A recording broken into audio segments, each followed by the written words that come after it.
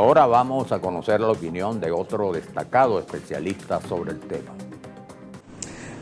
Para comprender el panorama regional actual en América del Sur, es importante analizar los últimos acontecimientos electorales, arrancando por Bolivia, en el cual vimos una segunda vuelta marcada por el triunfo de Rodrigo Paz, en el que se enfrentó a Tuto Quiroga.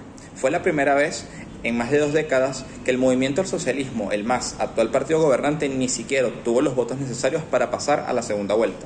El presidente Arce quedó muy mal en las primeras elecciones en materia de votos, y desde luego tanto Quiroga, que representaba más a la oposición tradicional, y Rodrigo Paz, que representa una suerte de ruptura de la política tradicional boliviana, pues se enfrentaron en esta última vuelta, resultando como ganador Paz, que por cierto ni siquiera nació en Bolivia, nació en España. Su familia tiene un historial de política en el país, y bueno, incluso llegó a vivir en Venezuela un tiempo durante su exilio por la última dictadura militar en Bolivia. También es importante destacar que Rodrigo Paz ya está marcando una ruptura con lo que había sido incluso la política exterior del MAS. Ha asegurado que va a acercarse a Estados Unidos, y ya se han anunciado los primeros pasos para recomponer esa relación que bueno, se ha fragmentado durante los gobiernos de Evo Morales y del presidente Arce.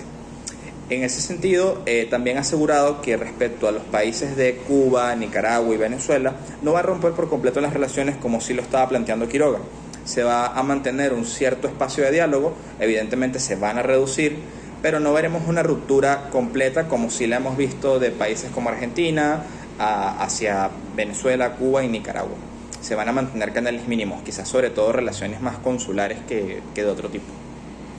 En ese sentido, también ha asegurado que va a reintegrar a Bolivia en la comunidad internacional y va a buscar de acercamientos con el bloque europeo, pero también va a mantener las relaciones que existen con China y con otros actores no occidentales. En Bolivia, en Ecuador, hemos tenido recientemente una consulta. Daniel Noboa había establecido que esta consulta era muy importante para su gobierno, sobre todo para la imposición de bases militares extranjeras. Esas bases militares extranjeras en Ecuador tenían una importancia muy grande para Estados Unidos en su geopolítica en el Pacífico, porque iban a representar un triángulo perfecto que iba desde Ecuador hasta Alaska y luego bajaba hasta Filipinas y toda la presencia militar que tiene en el Indo-Pacífico.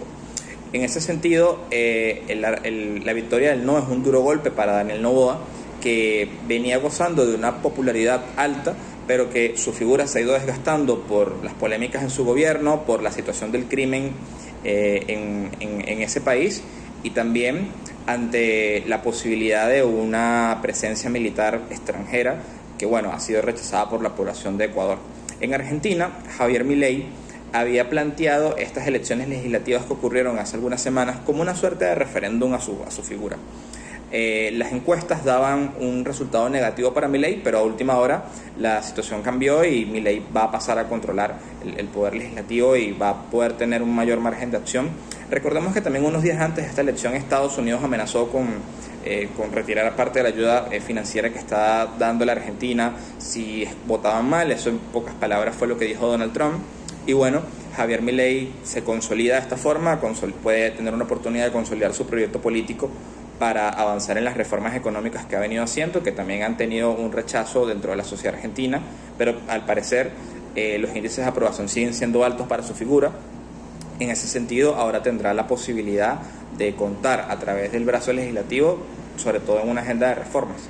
Y también que esa elección tenía una enclave geopolítica importante. Estados Unidos está evidentemente intentando reposicionarse en lo que ellos denominan el hemisferio occidental y en lo que consideran su zona de influencia natural.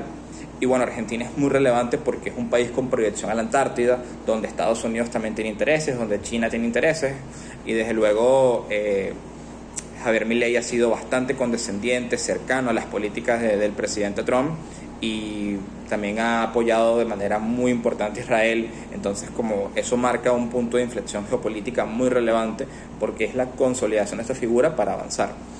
Y también tenemos las elecciones en Chile.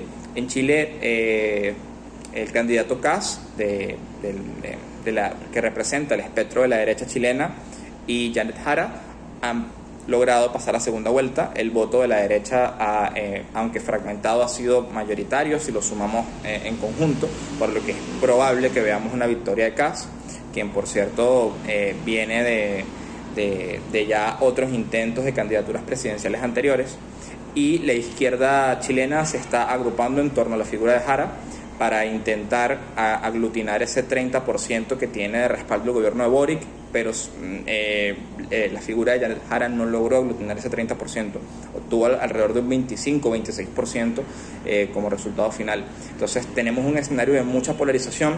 Muchos expertos advierten que es uno de los escenarios de mayor polarización desde la transición chilena, tomando en cuenta que, bueno, también hay sectores de la derecha chilena que están reivindicando un poco a la figura de Augusto Pinochet, y también por parte de Janet Jara existe una cercanía importante a varios gobiernos como Cuba, y que evidentemente eso genera un ambiente de mucha crispación y de tensión política en un país que cada vez parece estar más fragmentado, pero que, bueno, esa fragmentación tampoco es nueva, y esa ruptura se manifestó en el estallido social de 2019. En ese sentido, bueno, el gobierno de Boric está por finalizar. Veremos una segunda vuelta muy marcada por discursos de alta confrontación y por unos electores que van a tener que escoger entre una candidatura con posiciones fuertes de izquierda y una candidatura con posiciones muy fuertes de derecha. América Latina no escapa a los riesgos y amenazas del escenario prebélico mundial. De allí que sus principales países, reunidos hace pocos días en Santa Marta, Colombia, en la conferencia de la CELAC y la Unión Europea, ratificaran a la región como territorio soberano de paz. Esa es la clave. Buenas noches.